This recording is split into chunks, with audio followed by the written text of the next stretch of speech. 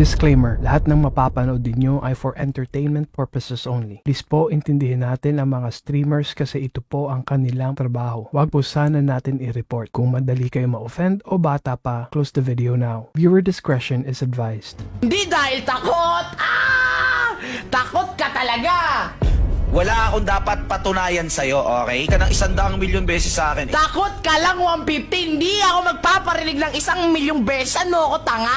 Ano ako magpapakapagod? Kung ayaw mo, hindi wag. Tanggap ko naman, 150.